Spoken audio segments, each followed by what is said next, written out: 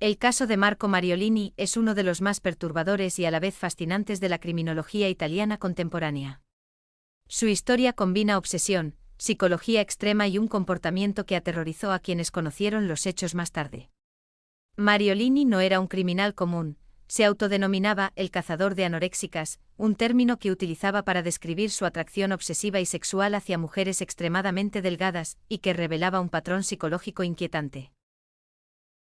Lo que hace que su caso sea tan conocido, aunque paradójicamente poco documentado en medios internacionales, no es solo el crimen que eventualmente cometió, sino el hecho de que él mismo confesó sus obsesiones de manera abierta en un libro publicado en 1997. En él hablaba de sus deseos, de su fijación por el control y la delgadez extrema, y de la alarma interna que sentía al reconocer que su obsesión podía transformarse en violencia. La combinación de confesión pública a obsesión psicológica y la progresiva escalada hacia un acto criminal convierte a Marco Mariolini en un caso singular. Una historia que estudian criminólogos y psicólogos como un ejemplo extremo de parafilia peligrosa y de cómo la mente humana puede albergar obsesiones que, sin control, terminan en tragedia. Esta introducción solo abre la puerta a un desarrollo más oscuro, la relación con la víctima, la evolución de sus comportamientos y la manera en que su obsesión se convirtió finalmente en un crimen que conmocionó a Italia. Marco Mariolini no comenzó su vida como alguien que los demás pudieran identificar como peligroso. Para quienes lo conocían en su entorno cotidiano, podía parecer un hombre normal, incluso educado, con rutinas y hábitos que no levantaban sospechas. Pero detrás de esa apariencia se escondía un mundo interior profundamente perturbado. Lo que pocos podían ver era su obsesión extrema por la delgadez, un interés que rápidamente se transformó en una fijación peligrosa. Mariolini no buscaba mujeres por su personalidad, su inteligencia o su carácter. Su obsesión estaba estrictamente ligada a un ideal corporal, a una extrema delgadez que él consideraba irresistible. En 1997, decidió poner por escrito esta obsesión en un libro titulado Il cacciatore di anoressiche, donde relataba sus pensamientos y fantasías con total franqueza. Allí confesaba su parafilia, la atracción hacia mujeres con cuerpos extremadamente delgados, a quienes llamaba, literalmente, sus presas. En sus escritos admitía que su fijación podía convertirse en violencia si no encontraba límites, e incluso pedía, de manera cruda, que alguien lo detuviera antes de que actuara. Este texto, aunque chocante y perturbador, dejó una evidencia de su mente obsesiva, de cómo su percepción de la realidad estaba completamente distorsionada por sus impulsos y deseos incontrolables. Poco después, Marco Mariolini comenzó a poner en práctica lo que hasta entonces solo era un pensamiento obsesivo. Su atención se centró en mujeres jóvenes extremadamente delgadas, que de algún modo encajaban en el ideal que él había definido en su mente. Entre ellas estaba Mónica Calo, una joven que en su relación con Mariolini, terminó entrando en su círculo de control y obsesión. La relación, según los pocos informes y testimonios disponibles, estaba marcada por la tensión constante, la manipulación y la presión para que Mónica mantuviera un peso extremadamente bajo cumpliendo con las expectativas de Mariolini. Lo que para muchos habría sido un comportamiento abusivo y peligroso, para él era una justificación de sus obsesiones, un terreno en el que podía ejercer un control total sobre la vida y el cuerpo de otra persona.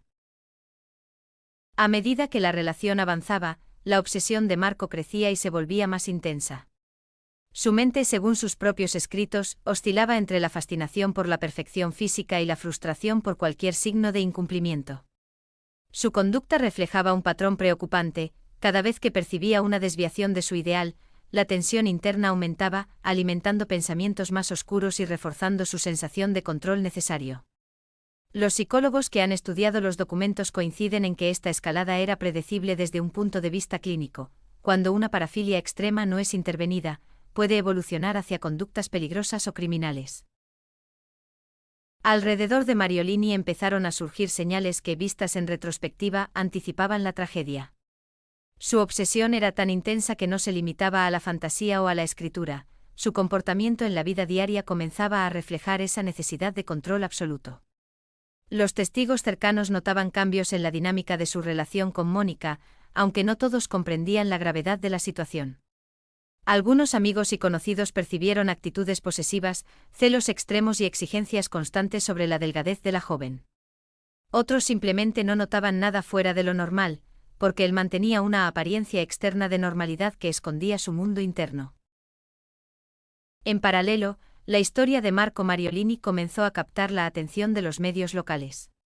No por un acto violento aún, sino por la existencia de su libro y sus declaraciones públicas, que provocaron alarma y fascinación a partes iguales. Se trataba de un caso singular, un hombre que confesaba públicamente sus obsesiones más extremas, sin ser detenido inmediatamente, y cuyo comportamiento ya mostraba indicios claros de riesgo. La sociedad italiana, los expertos en criminología y los periodistas empezaron a seguir su historia con inquietud. Allí había un perfil psicológico peligroso, pero todavía sin un desenlace concreto. El desarrollo de los hechos que condujeron a la tragedia estaba marcado por la progresiva escalada de su obsesión. Cada encuentro o cada exigencia sobre la delgadez de Mónica, cada gesto de control reforzaba la tensión interna de Mariolini y acercaba la situación a un punto de quiebre. Para él, la obsesión no era solo un deseo, sino una necesidad absoluta, y la frustración ante cualquier desviación era intolerable. En sus escritos podía leerse el conflicto constante entre la fascinación por el ideal y la creciente presión interna para que ese ideal se cumpliera sin excepción. Así, la historia de Marco Mariolini se desarrolla como un crescendo inquietante, un hombre aparentemente normal, con un mundo interno oscuro y obsesivo, que pasa de la confesión literaria a la manipulación y control de su víctima, manteniendo la apariencia de normalidad mientras la tensión psicológica alcanza niveles extremos. Cada detalle conocido sobre el caso, sus escritos, la relación con Mónica, las declaraciones públicas, contribuye a entender cómo la mente de un individuo puede girar peligrosamente hacia la violencia cuando la obsesión domina la racionalidad. Lo que hace que este caso sea especialmente perturbador no es solo la obsesión de Mariolini, sino la sensación de inevitabilidad que acompaña a la narrativa. Todos los indicios, todas las señales apuntaban hacia un desenlace trágico, aunque para los observadores externos todavía no estaba claro cuándo ni cómo sucedería. El desarrollo del caso, incluso con la información fragmentaria que se conoce, permite comprender la escalada psicológica que llevó a la tragedia, dejando a quienes estudian su historia con una mezcla de fascinación, horror y preguntas sin respuesta. En 1998, tras mantener su relación bajo estas condiciones obsesivas, Mariolini asesinó a Mónica con 22 puñaladas, según los registros judiciales y las fuentes periodísticas italianas. La motivación estaba directamente ligada a su obsesión. Mónica no cumplía a su juicio con el ideal de delgadez que él había definido en su mente y esa frustración, combinada con su fijación y su falta de control, desembocó en un crimen brutal. Lo que antes había sido una obsesión íntima, un deseo enfermizo documentado incluso en su libro Il cacciatore di anoresiche, se convirtió en violencia física extrema. Este caso deja claras varias lecciones sobre la mente humana y la psicología criminal. Marco Mariolini encarna como una parafilia extrema, combinada con control obsesivo y manipulación emocional, puede escalar hasta la violencia real si no existe intervención. Su historia muestra la delgada línea entre obsesión y crimen, y cómo una fijación que parecía solo mental o emocional terminó destruyendo una vida. Además, el caso tuvo un gran impacto social y mediático en Italia. Mariolini, que ya había generado alarma con su libro y confesiones, pasó de ser un individuo perturbador a un criminal peligroso, recordando a psicólogos y criminólogos la importancia de identificar señales de alerta y la necesidad de vigilancia ante obsesiones extremas que puedan convertirse en actos violentos. En definitiva, el caso de Marco Mariolini no solo terminó con la trágica muerte de Mónica Calo, sino que dejó un ejemplo extremo de cómo las obsesiones patológicas pueden evolucionar hasta la criminalidad.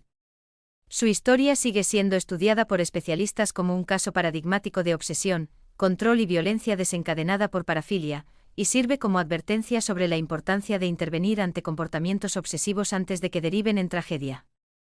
Tras el asesinato, Mariolini fue detenido y juzgado.